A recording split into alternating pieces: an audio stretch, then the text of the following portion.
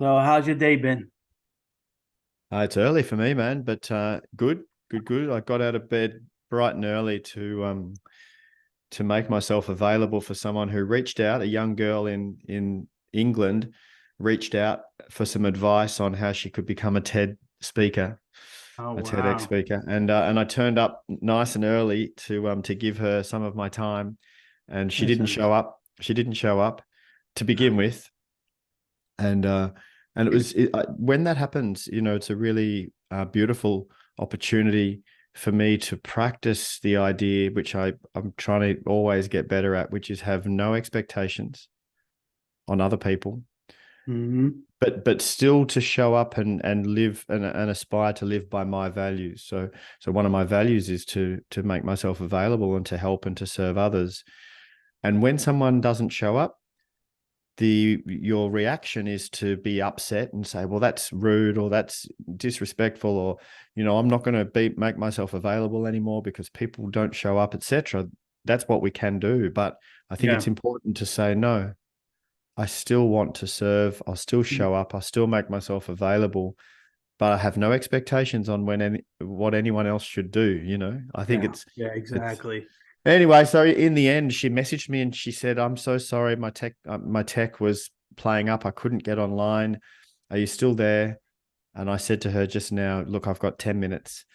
So we jumped on for 10 minutes, and she's a young girl who's really trying to do her best in the world, and so it Yeah. was good. So I gave her some help for 10 minutes, and now I am with you, brother. So That's amazing that so young. Like when I was that age, being so young, I would be afraid of everything, any kind of new approach. But the fact that she has a mentality, wanted to do a TED talk, and she comes to you with all your accolades, that's pretty brave, you know?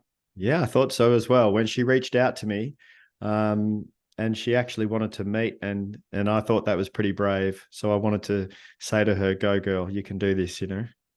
Yeah, yeah. I go through the same problem. I have a lot of people that reach out to me. And one girl, she did a phone consultation with me for about 2 hours. She was all excited. She's like, I can't pay you. I don't charge for the first two phone calls. And she wanted to she's like, I can't pay you for every session. She was super excited to work with me.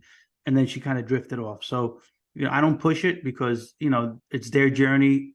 I'm here if they need me, but I can only give so much and then they have to do the rest. Yeah, absolutely.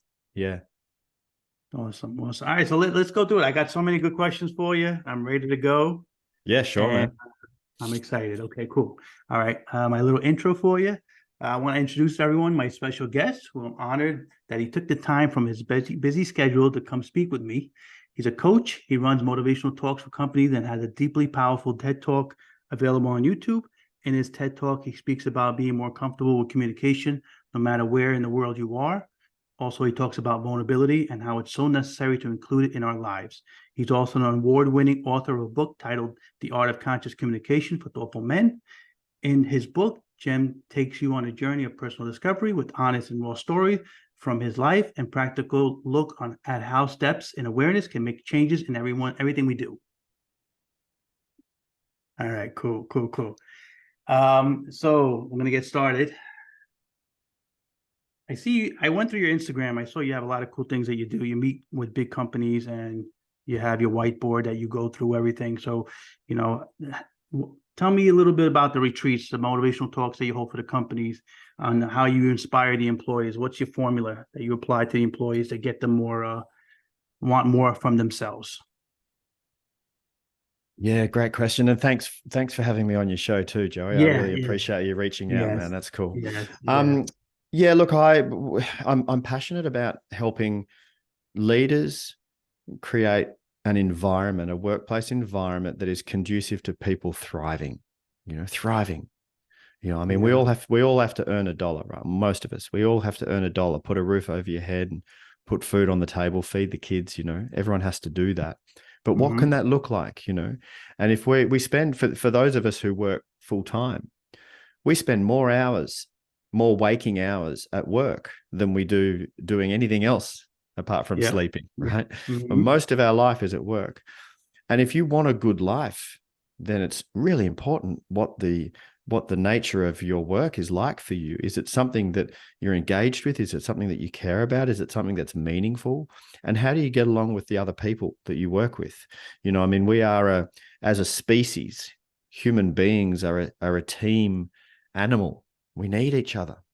Yeah. We need Yeah. each other, and we need to be able to work together. And when we can work together, when we can create working environments and working relationships where we can support each other to do our best work, we can do remarkable things, remarkable things. And so this is culture, this is team or organizational culture. And I'm passionate about it because quite often humans, they just forget that they forget a few of the basic principles around what it's like to assume positive intention from the person you're working with, or to understand perhaps that their communication style is different to yours, or to have the empathy or the compassion around the things that make them, struggle or strive or get up in the morning and do their best, or sometimes have a not such a great day.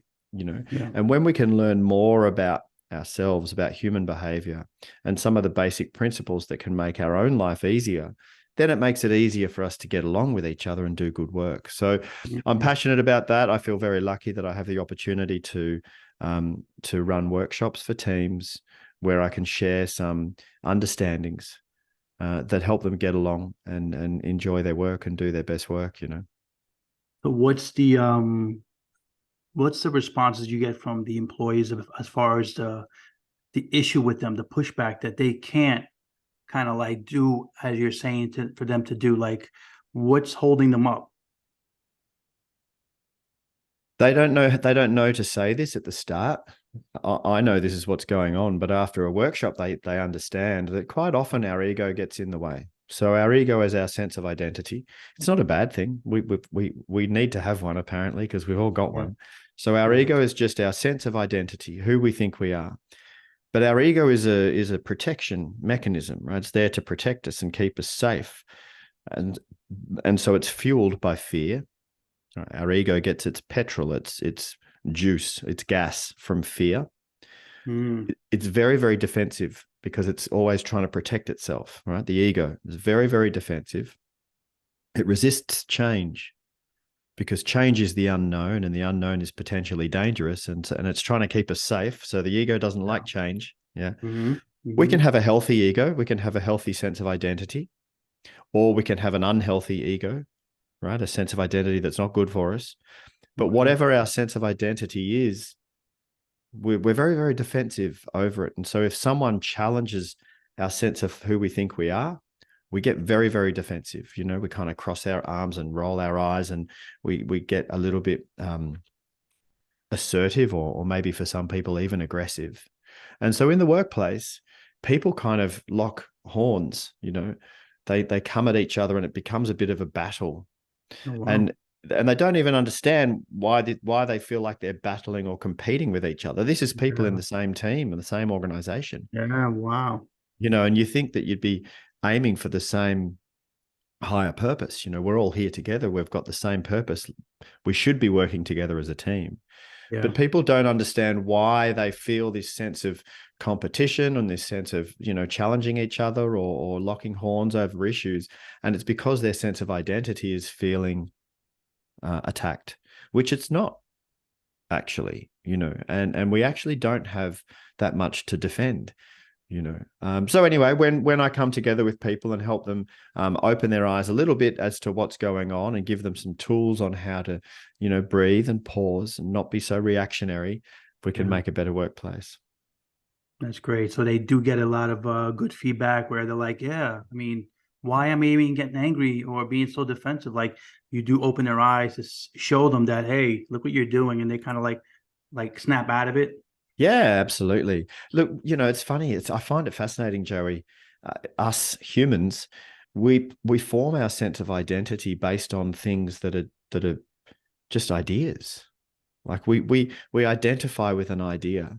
So, for Mhm. example, through the COVID period, there were people who would stand up and wave a placard and say, "I am a pro-vaxxer," or "I am an anti-vaxxer." Like that's who they are as a person.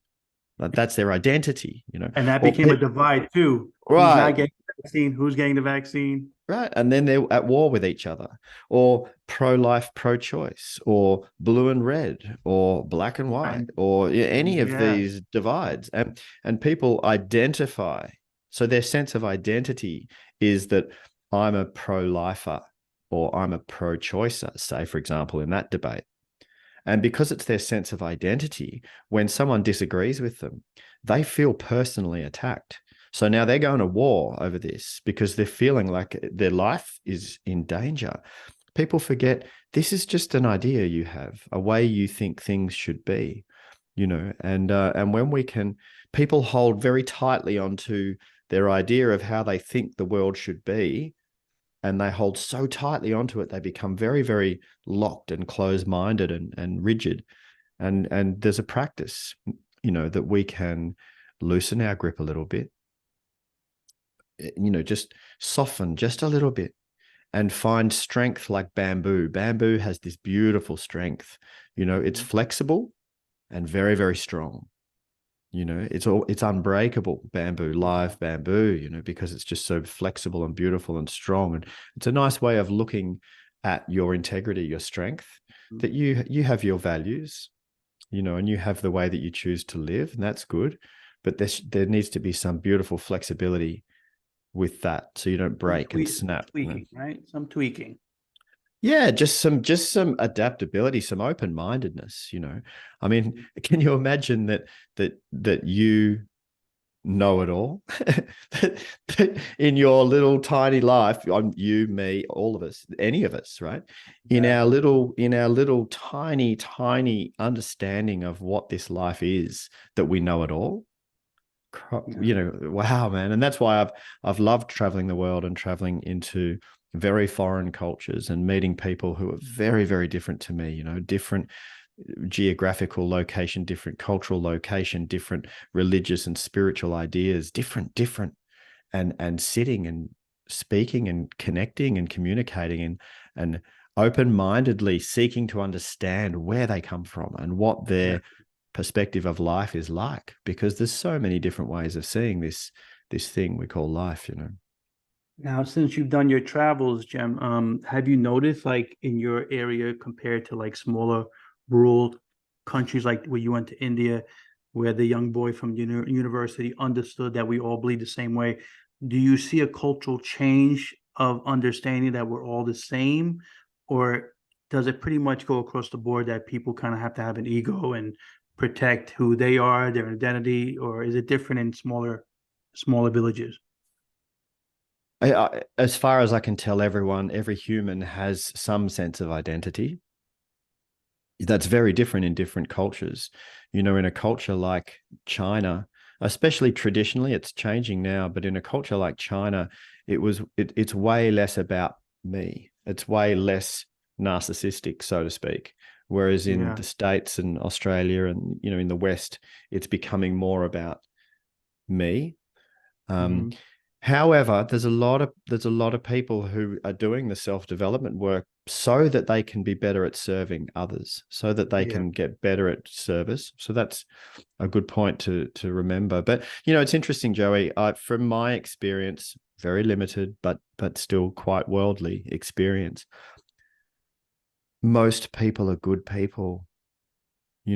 We all have our fears, and and Mhm. and we all have a certain amount of fear of difference. So people have a fear of other humans who are different to them, but when they actually have the opportunity to meet an actual person and sit down and connect with them and realize, wow, we do bleed the same color blood. You do love your children. You do want the best for them. You do want to live peacefully. Most people are good people.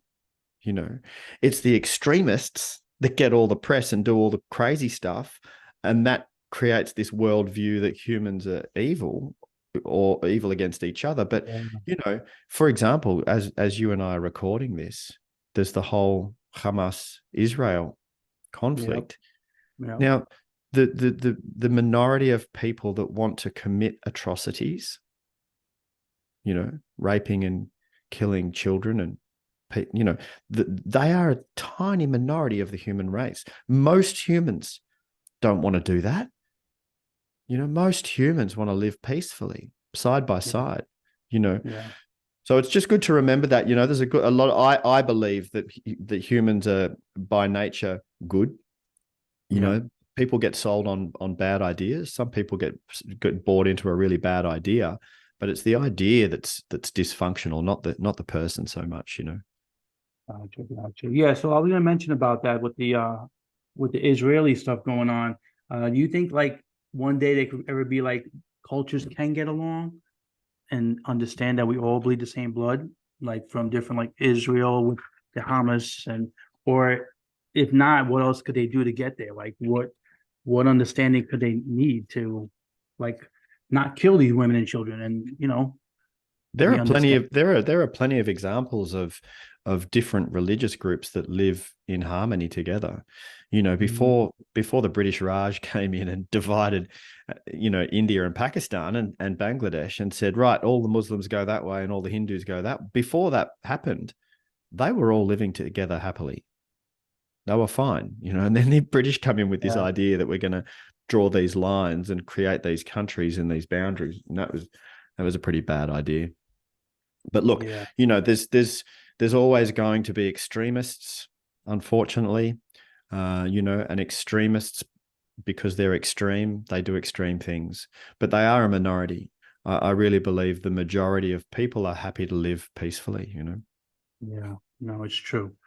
All right, so next topic I want to bring up is about your book. So, how and why did you come up with writing your book? Like, what did you feel was necessary to put in your book, Mm, to help others? yeah, mate, I've been coaching for over 10 years now, and thousands and thousands of hours of coaching. And one of the predominant themes that kept showing up was communication. So often people come stuck, or they face a challenge or an obstacle in their relationships with others that is around communication. So it's just that they're missing each other in the Mhm. communication. I thought, wow, this is really important. And as I started to think more about communication, it became clear to me that our ability to communicate underpins our ability to be effective in every area of life, not just in relationships. Mhm. Like if you have an idea, you have a wonderful idea, like Einstein with his ideas around the theory of relativity. The Yeah. idea on its own, without the ability to communicate that idea, the idea is nothing. It doesn't manifest into reality at all. Mhm. You could have a genius idea for a business, but if you couldn't communicate that idea into reality, then, you know, none of these genius ideas would have actually materialized into anything. So Yeah. there's that. It's also our ability to communicate with ourselves, right? Because it starts with you. The quality of your communication with yourself determines the quality of your relationship with yourself. And this is all in your mind. This is the quality of your mind. And your mind is the place where you experience the whole of life, right? Everything you experience, everything you see, taste, touch, smell, everything. You're Mhm. experiencing it in your mind. And when the quality of your mind isn't healthy, then your experience of life is not healthy, right? So you want to create a healthier mind, you better look at the quality of the communication, your self-talk, right? It's super important. And then Mhm. obviously add into relationships. And we know that Harvard study on human happiness that's been going for 80 something years. And the prevailing kind of finding from this study is that the quality of your life is directly correlated to the quality of your relationships, right? Not how big your house was, not how many cars you had, not how many boats you had, none of that. The quality of your life equals the quality of your relationships. Yeah. And so your relationships with poor communication, they can't flourish. So communication is so important. And like we were talking about before, over these digital divides of difference, so you got these people over here on the left and these people over here on the right, or Mhm. pro-vax, anti-vax, and so on, and they're shouting at each other. Or this cancel culture thing, where people are being cancelled for, anyway, I won't go into that. But Yeah. I'm watching this deterioration of communication, and people are just shouting at each other and trying to destroy each other, and it's through poor communication. So I think it's ultimately important. And during COVID, it was the time to start writing because I was locked up at home. Down Yeah. here in Victoria, in Australia, we got locked up. I think more over a longer period of time and more times than anywhere else in the world. We spent 2 years pretty much in locked up at home, Wow. yeah, We on never and got off. locked up. I was No, out there all the time. we I could was walk out of, outside and exercise within a 5K yeah. radius, but we had to stay at home. Everything was business as usual here. For like maybe Oh, like a week, we stayed home, but I was yeah, right. out. No, no, no. We got locked up. So it was a good time to write a book. And Yeah. so I Yeah. Oh, okay. started writing a book on conscious communication. And then I had a book writing mentor, and she said to me, you need to pick an audience, because it can't be too broad. You need to write for a particular audience. And she suggested it. She said, I think this book would be really good for men, for various different reasons. And I agreed with her. So I wrote the book for men. But funny, Joey, most people who buy the book are women and they Oh, love it, wow. and they email me and say thanks for the book, and now I've got to try and get my husband or my brother son to read it. Yeah. Yeah. It's funny. I have all women on my Instagram, like, Yeah, out there, but the women just are more understanding. Like I was bad too when I was going through my stuff, and then I had to get a therapist. There was a time I was just like, I suck. I'm less than a human. I'm going to therapy. And it's just the ego, like you mentioned, gets in the way. We're not supposed to be going to therapy. We're the ones that help everyone. We don't ask for help. So it's interesting, like how women are more responsive to getting some help. And, they're yeah, the ones that email me and say, "Hey, I need help. Can you give me a little advice?" So yeah, it's true. Yeah, they are. They're more open to it. But that's okay. That's wonderful. And if women can be the way to helping us heal men, because men need it as well. Yeah, and we all suffer under this patriarchal structure that we're in, and so a patriarchy is around dominance, right? So to survive in the patriarchal structure, you have to dominate, and I think that's archaic. I think it's old. I think we need to move from that. yeah, I think we need to restructure the way we do our business and our governments and our societies, and balance it with some matriarchy, some feminine sensitivity and wisdom and understanding around, human centric structures, because yeah. the patriarchy is all around get the result, win the war, get the profit, beat your Don't think, competitors. don't feel. No, just go and win, right? Whereas Yeah, the matriarchal kind of more feminine energy structures is more aware of compassion and empathy and humans and working together and and lateral thinking and expanded awareness, all this kind of stuff, which I think we need more of. And times are changing, times are slowly changing, but yeah, it's a big ship to try and turn in the sea, huh? yeah. Exactly, exactly. So, what do you think is the best blueprint for how people can optimize their mental energy to the best of their ability? Like, is there an actual step by step that you have? Like, what's step one on Yeah, how a person can optimize their mental energy? yeah, absolutely. Step one is to use a very simple acronym, CIA, but it's not the American spy organization. And I'll explain CIA in one sec. This simple acronym, when you use this on a daily basis, dramatically improves your mental, emotional, energy efficiency, right? Okay. Because we waste a lot of energy unnecessarily, mental, emotional energy. You think about it, right? If you have one day when you go to work and you come home and you're exhausted, like you come home at the end of the day and just exhausted. And then the next Mhm. day you go to work and you come home feeling pretty good, right? Yeah, Those 2 days, the physical output was the same. You got up, yeah, you had a shower, you got dressed, you got in your car, you went to work, you did your work, you come home. Physical output, the same. But one day you're exhausted and one day you're not. What's the difference? It's the mental, emotional journey expenditure that you went through on that day that makes you exhausted. And so our mental, emotional energy output is a finite resource each day, and we can get much better at being efficient with that, right? So that's what this CIA helps. So if I'm looking at a situation that is taking my mental or emotional energy, it's stressful, right? I'm hmm going to look at it and go, C stands for control. Can I control it? Yes or no? If okay. I can control it, it's going to get all of my energy, my mental, emotional energy, to fix it, make it better, improve it, whatever, right? But if I can't control the thing that I'm stressing over, I'm going to look at the next one down. I stands for influence. So do I have any influence over this situation? And I'll look at it and go, yeah, I reckon I've got about 20% influence over this situation. So it gets 20% of my stress. Right? Mm. If I think I can influence it 80%, it's going to get 80. If I think 1%, it's only going to get 1. And then I'll look at it and go, if I can't control this thing and I've got no influence over it, it goes straight into the A basket, which stands for accept. Now, when something goes in the accept basket, if I can't control it and I can't influence it, it's going in the accept basket. It gets nothing of me, Joey. No mental, emotional stress or energy or anything like that, right? And there's liberation in that accept basket, liberation from worrying, because you're going, oh, I was just stressing over something that I've got no control over and no influence over. I'm not even going to think about it anymore. Accept. Now, there's a couple of things, if you don't mind me just sharing a little bit more about this, it's important.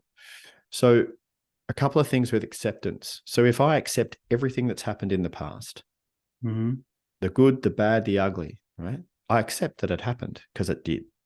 So I'm going, well, I can't change it. It happened. Okay, full. I accept it. And I accept everything that is in this moment right now. If you and I could freeze frame time, if we could take a snapshot of time right now, apparently everything's exactly as it's supposed to be.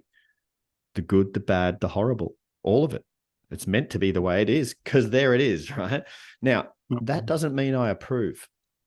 I accept that there's a war going on now again in Israel. I accept that's happening. Does that mean I approve of it? No, of course not. No. And it doesn't mean apathy. It doesn't mean that I don't want to try and make the future better.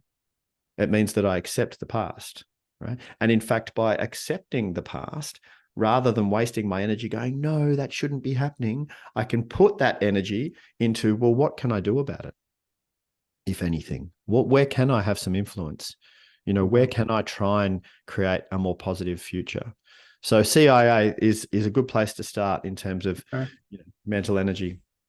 It's similar to kind of like forgiveness, right? Like if somebody does you wrong and you just get upset about this person, you're like, who is this other side that I don't recognize? Why take it home with you and have this person live free in your mind and do this CIA, Yeah, I still absolutely. struggle with that. I still Oh struggle man, with it. if someone has done something terrible to you in the past, and it's gone, that it's done. It was maybe even years ago, and you're still carrying it around. You're carrying carrying the suffering of something that someone else did. And they moved on with it already. They're already off doing it to somebody else, probably, or maybe they had an awakening and maybe they realized that what they were doing, the way they were living, wasn't great. Who knows? Maybe they've become a healthy, kind person. Who knows? But that's irrelevant to you. You're the one Can carrying. I give you an example? Yes, please. Yeah. So my brother, I haven't spoke to him in 3 years. He done a lot of manipulative things all my life, but during my wedding, he took his child out of my wedding as a ring boy, and my mom didn't validate it. My brother didn't care, so I decided to cut him off. It's been 3.5 years, and my wife's like, "Why are you still holding on to it? You need to let it go. He doesn't care anymore. He hasn't reached out. He hasn't done anything." But my heart is so big that I'm just like, like we have all these memories. Why can't he come around and just do something? And I struggle with that, like I just can't loosen the grip of the anger that I have towards him, even 3.5 years later. Yeah, you can. You can. You got to start though by saying, I can loosen the grip. I can, but it's a practice because there's neurology, right? So you've got neurons that have wired together going, oh yeah, but he should come around. So to undo that neural pathway and to replace it with a pathway like, my brother should only do what he does and I will love him unconditionally with zero expectations on how he shows up in his life. I love him because he's my brother, right? So whatever that new way of thinking is, you need to put that on high repetition, Joey. It takes time and repetition, right? But you got to wake up every morning after your meditation and say, I have no expectations of my brother. I love him unconditionally. But you say that enough, and guess what happens? Over a year or so, if you're saying that every morning, over a year or so, clusters they fire. And also, we know now through neuroscience and fMRI, the imaging of the brain, we know that they wire together quote unquote. They don't actually wire, but the neural Yeah. pathways Yeah. create a little highway, right? We know that happens much faster when you're in a dopamine peak state. So when dopamine levels are high, those neural highways form, the neuroplasticity is more on, right? So you do your affirmations when dopamine's high. So what that Okay. looks like very practically is in the morning, you have your shower. If you shower in the morning, I do, have a shower. And then the last 60 seconds of the shower, full blast cold water, right? Okay. And the full blast cold water, just for 30 to 60 seconds, the dopamine levels go up 2.5 times their normal rate. And then Okay. when you get out of that cold water and you're feeling the dopamine is high, that's when you're saying, I love my brother unconditionally. I have no expectations. I love my brother unconditionally. I have no expectations. You say it 10 times every morning. Watch what You're happens, speeding, Joey. you're speeding up Outline, the process. It's no longer speeding a up the year and a half. process. No longer a Okay. year and a half, man. I'll talk to you in 6 months and you'll be like, holy shit, I'm starting to believe my own hype, you know? Wow. That's pretty cool. Okay. Good to know. I mean, I know working out in the gym raises up the dopamine, right? Yeah. So do your affirmations then as well. So you go to the gym, you do a workout, you leave the gym feeling good. You put your affirmations on high repeat then when you're getting in the car to go home from the gym. That's when you're saying, I love my brother unconditionally. I love my brother unconditionally. I have zero expectations on him. I wish him a very beautiful life, whether he calls me or not, you know? And you watch what you can do because you actually can brainwash yourself into a more functional, loving state of mind. Wow. That's great. Thank you. That's awesome advice. All right. Not Yeah. the cold shower though. I tried the cold shower and I jumped right out. I It's need not to probably pleasant. just do it. I need to do a tub or something like that because it Do just a gets too tub. busy in the shower. Yeah, I just go into like a cold tub first, going slowly, and then work my way. So I don't Yeah, know. do that. Do that. It's funny. The cold shower thing. I only started it as a habit. Almost a year ago, I started it, right? And I still don't enjoy it when I'm in it. It's not nice. Yeah, And yeah, every morning, so I have my normal hot shower, and then I yeah. go, oh no, it's coming up to the And cold it's bit. coming. And I try and talk myself out of it. I'm like, no, no, you don't need to do it this morning. No, you just have a morning off. And I'm like, Jem, come on, dude, come on. I talk Yeah. myself into it. I'm like, rightio, Oh man. here we go, here we go. And I turn it on, and I'm like, oh, And you're doing a dance. You're like, yeah. I'm doing the dance. I'm breathing heavy, and I'm going, I don't like this. But as soon as you turn it off and you get out, man, you feel good, you know. And Like it's what interesting. happens? You have like clear because I know sometimes I don't eat for 24 hours, and I know after the 16th hour, the clarity in my head just laser Mm, focused. Is mm. it the same, similar? Like when you get cold showers, you kind of like laser focused on stuff. There's You're clear, clarity. you're clear, but you feel positive. You feel positive and good because Uh, you're flooded with dopamine. you So you, gotcha. you you just Okay. feel positive and good. And the difference between getting a dopamine hit from something else, like drugs or something, where it only lasts for 20 minutes, from doing it naturally with the cold water exposure, the dopamine stays peaked up for 2 to 3 hours. You know, Wow. I'm still feeling good right now. It's like what time is it in the morning here? It's 9:30 in the morning where I am. And I had my cold shower like 3 hours ago, and I'm still feeling reasonably good, 3 hours later. So anyway, it's a good one. Throw away your coffee maker then. You Yeah. don't need it. Yeah. I love to make coffee as well. Coffee's part of the morning ritual. I had to take it out because my anxiety was bad and my wife has bad anxiety. So we've gotten used to decaf.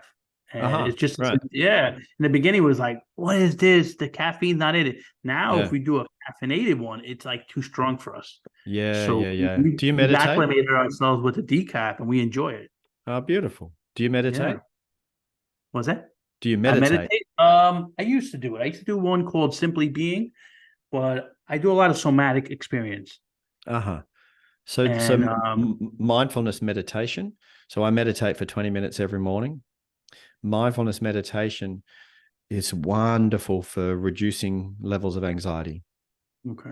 Okay. Mm, Yeah, mm, there's one technique I do where I say I accept and I let it go. Like if I'm having a bad dream, I'll mm, lay in bed, I'll stare at something on the ceiling, and mm. I tell myself I accept it and I let it go. I accept it and I let it go, and it just dissipates and goes away. Beautiful. Yeah, yeah. And I try to know that I'm in the bed. I feel the pillow behind me, so I do mindfulness with it, Yeah. but really get in the moment, and accept it because I had really bad anxiety, and I started reading about somatic. I read a book about it, and I just realized just accepting it and let it go is the best technique. I Yeah. was stuck under a tunnel in a train on the subway, and I didn't know what to do. I was like, I can't get out of this train. So I would look at the different colors of the advertisements in the train. I would accept the sensation, and sometimes I look at my chest bone area, and I don't know what it is. I could read the chest bone area, and I could see like what's going on, and I could see clarity that nothing's really happening. Everything's more Yeah. clearer. Yeah. So I do a lot of little things. Yeah, I used to have really bad panic attacks, but I have gotten rid of it, controlled it, not gotten rid of it, but controlled it. Yeah. Nice. Well done, man. And you share this stuff with your clients now, yeah? Yeah, yeah, yeah. Somatic is one of those things that a lot of people don't know. I mean, they like to do cognitive, but they don't realize that the body is just as knowledgeable as the mind. The body holds on to stuff like crazy. You get into a car accident, you fix the mind, but you also your body's holding it. So you need Yeah. to go in and soothe that. And people Yeah. don't they think it's all talk and how you're feeling, what's going on, but yeah, your body needs relaxation and all that stuff. So Yeah. Cellular memory, huh? The cells remember. They have like a memory. yeah, yeah, yeah. Amazing. Yeah. So I just want to ask you, so if you don't have to answer this if you don't want, but your brother and your dad died 4 months apart from each other. Like, unfortunately, what was your biggest go-to healing during that time? What did you do to kind of get you by on that during that hard time, you and your family? Mm. Well, you just said it, man. It was family. I'm very lucky to come from a really close family, which was a double-edged sword because when my dad died and then my brother died, like you said, 4 months apart, Yeah. because we were so close, it was so painful. I mean, it's painful for anyone to lose a family member, but then those of us that were left, my mum and my sister and my brother, and our partners and our children and our close community, that was the main thing that helped us through. We just came together. I mean, I grew up in a house with an open door policy when I was a kid. Our house was open. We would have people from all around the world staying with us Oh, regularly, wow. you know Wow. um and mum and dad were quite global citizens, and so we would have people just turning up and saying hi, we're visiting, and they would be welcome to come and stay.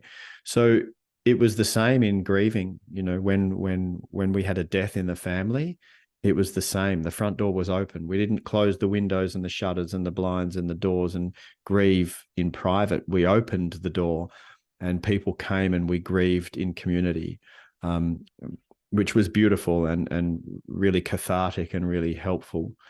So that's one of the main things that got me through anyway.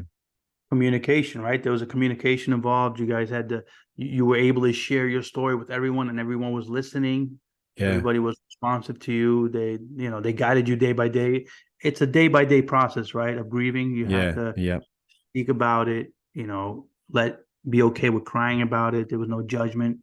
No, none at all. No, it was one breath at a time, and lots of wailing, proper wailing and It's screaming and understandable. Yeah. crying, and lots of emotion. And Wow. and for me personally, I've always processed emotional experiences through expression. So I've been writing songs since I was a young teenager, and when Okay. I'm struggling with something emotionally, or when I'm feeling great emotionally, feeling in love or whatever, I'm writing songs. So I've written thousands of songs through my life, and so I wrote songs about my father and my brother, and then shared them at the funeral. I would sing at the funeral the songs that I'd written, which then is a sharing, and everyone in the congregation, everyone can go through that expression of the pain and the loss as well. So yeah, there's a lot to be said about music, I think. And while you're sharing it, you're grieving. You're healing more while you're That's right. sharing it. People are Yeah. seeing it. Like, I've noticed myself since I started this Instagram and podcast, like, I've kept a lot of it internal. I told my wife, and that's pretty much it. My family is not emotionally in tuned. Yeah. But since I started this Instagram, sharing my thoughts and my feelings, there's such a big sense of healing from it. Yeah. You're putting it out there. You're not allowing it to stay inside. Like, a lot Yep. of people like to coop it in, and that's the wrong way to do it. You have to fight it out and just no. More people are going to know about it. More people are going to understand it, and it just slowly whittles away, the trauma and Yeah. all that. Oh, 100%. 100%. It was only when I started sharing my deepest, most personal, shameful anxieties, it was only when I started sharing them that I actually started to be able to heal through them. Mm, So absolutely what you're saying is so true. And, every time I would sing the song, I'd be a little bit better, and every time I share, in my book, for example, I share very deeply and personally about my struggles.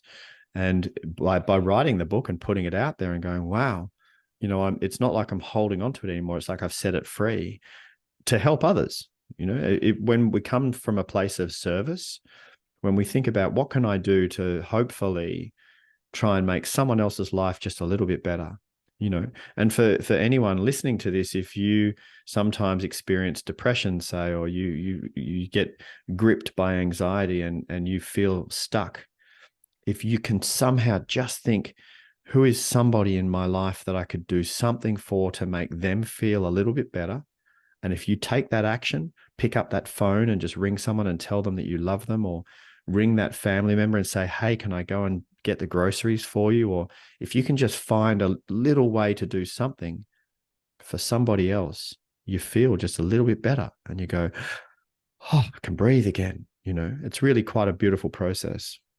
I think people don't realize. I think people walk around the street and they see smiles.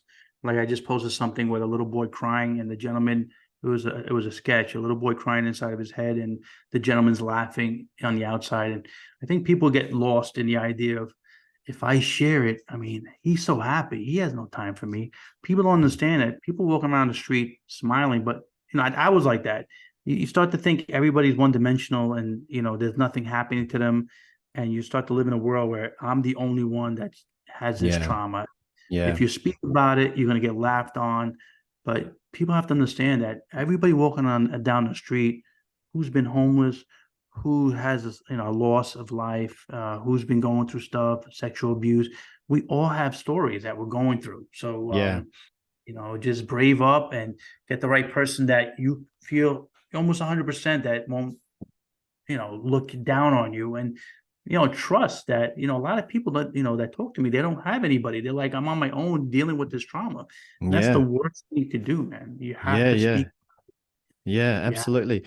Man, I went through years of sexual anxiety, performance anxiety, where I couldn't, because I would have anxiety attacks. And as a man, you feel like you're not a man, because if you can't make your woman happy sexually, then who are you, right? But I Yeah. was so ashamed because men don't talk about this. So I kept it as this secret torture for years and years and years.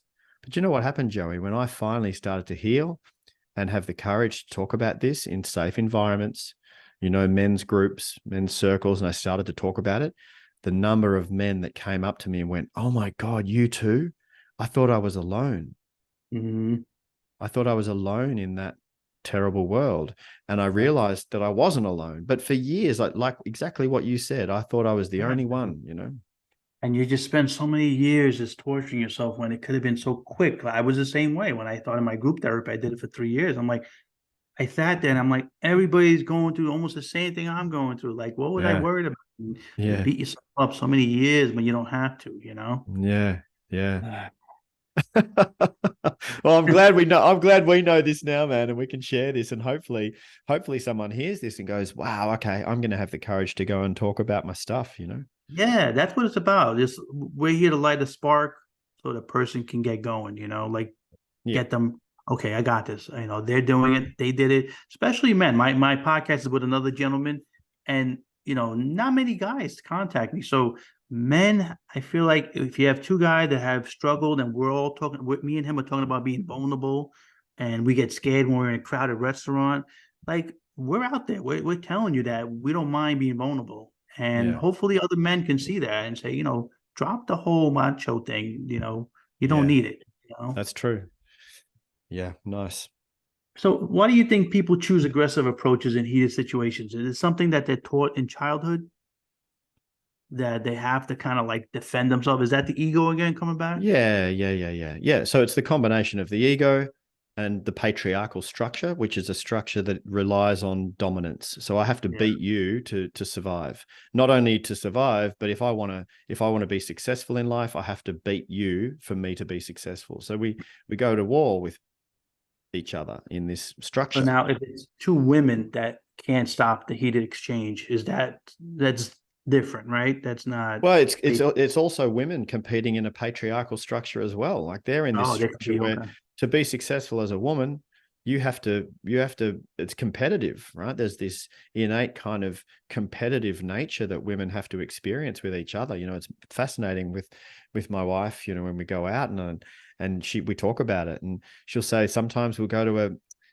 a social situation, and some women don't feel threatened by her at all. My wife's lovely. She's so nice to everybody. Yeah, yeah. And they don't feel threatened. But other women, without even meeting her, without even knowing her, just the energy in the room, they feel this energetic kind of competition threat. And they have these looks that they give each other across the room. It's like you could cut Oh my the goodness. air with a knife with this look. Yeah.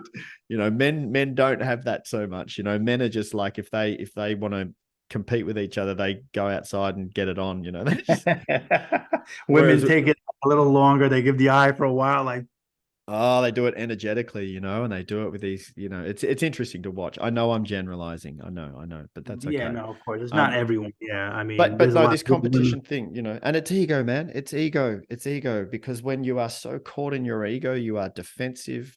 You take everything personally.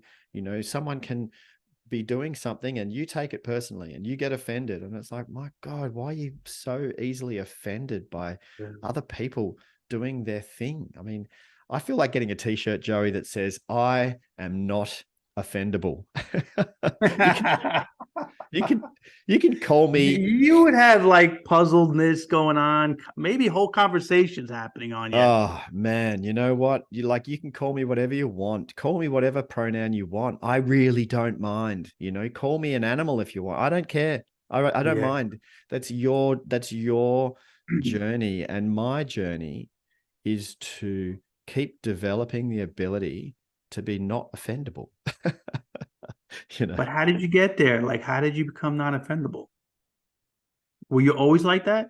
No, man. No, it's been a journey of understanding the nature of what it is to be human, and understanding the nature of Right. ego, and Okay. understanding a sense Gotcha. of spirituality, and you know, a long time of a lot of meditation, Mhm. and spending time as consciousness, simply observing everything that's showing up, right, and realizing some fundamental principles. Like, no one can see the pure you. They can only see their version of you, right? So here, you and I are sitting here, we've just met, and I can see you because we're on Zoom. So I've got a visual. I can hear you, we're not in the same room. So I can't physically, shake your hand and touch you and or energetically, I can't feel your energy so much because we're not physically in the same room.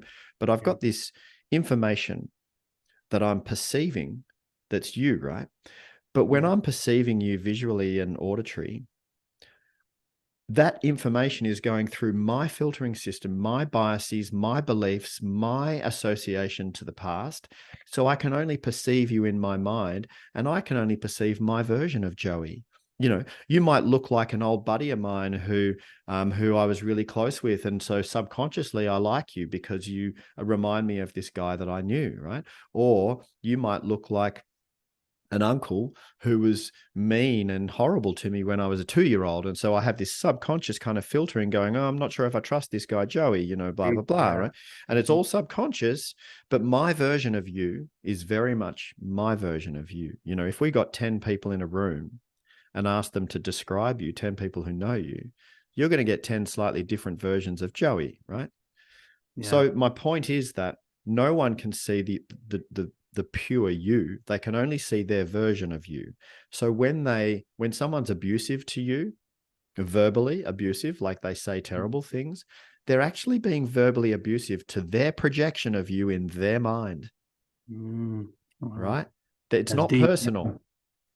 They're actually abusing themselves because they're abusing their projection of everything, and they think they're being abusive to you, but they're being abusive to their version of you in their mind.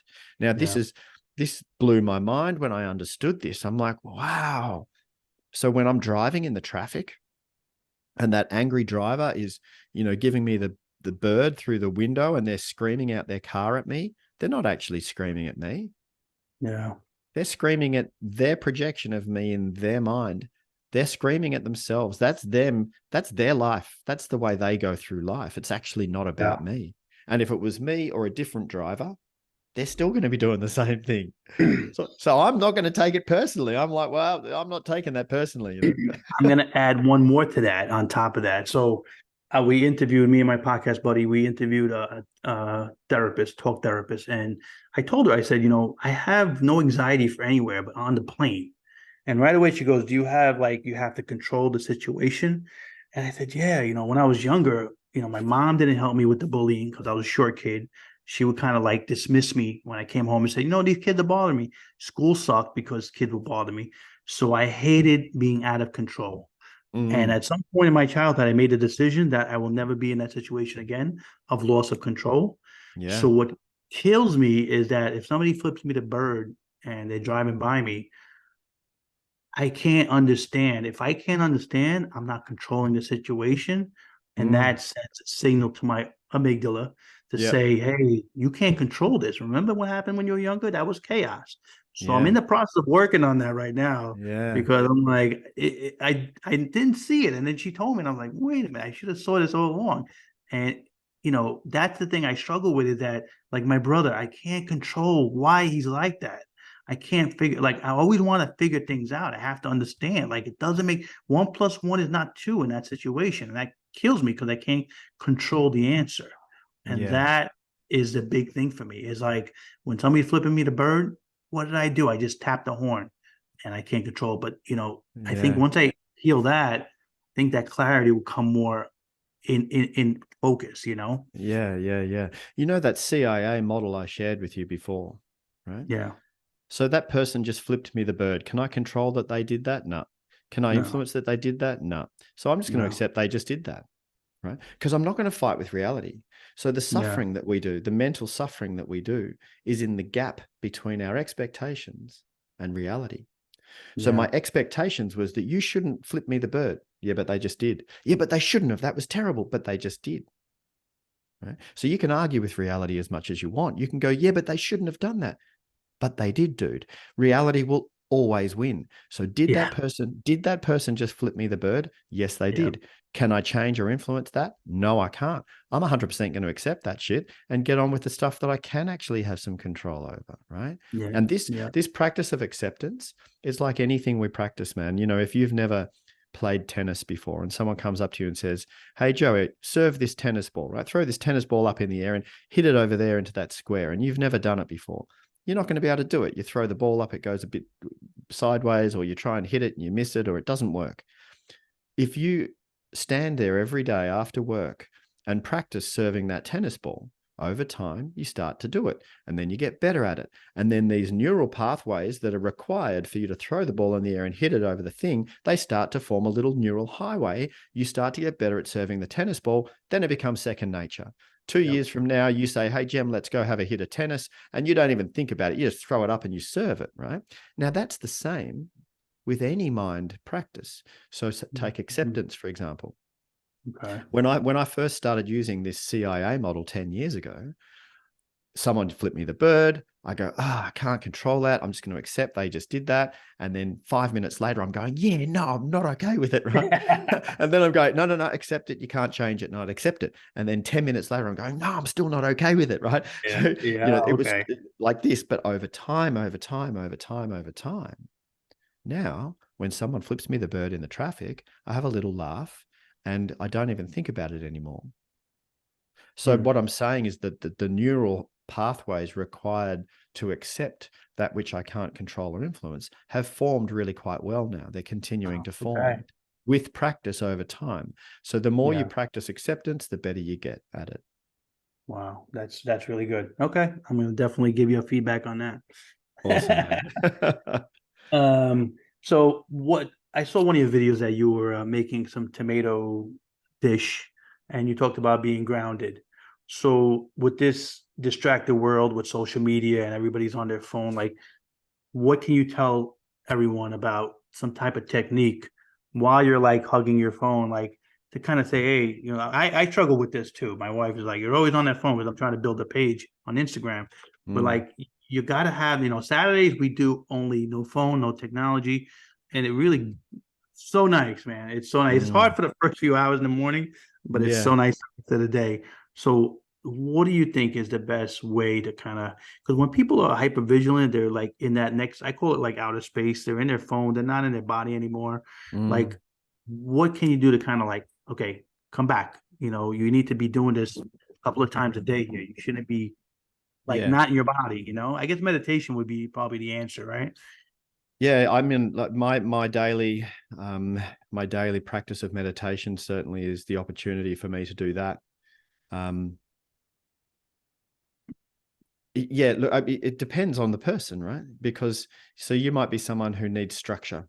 If you're someone who needs structure, then you want to go and have like what you've done, and you've said on Saturdays that no technology. Or you might say, if you're building an Instagram page and it's work and you've got to go in there and spend a certain amount of time doing that, you go, I'm going to do that between these hours on these days.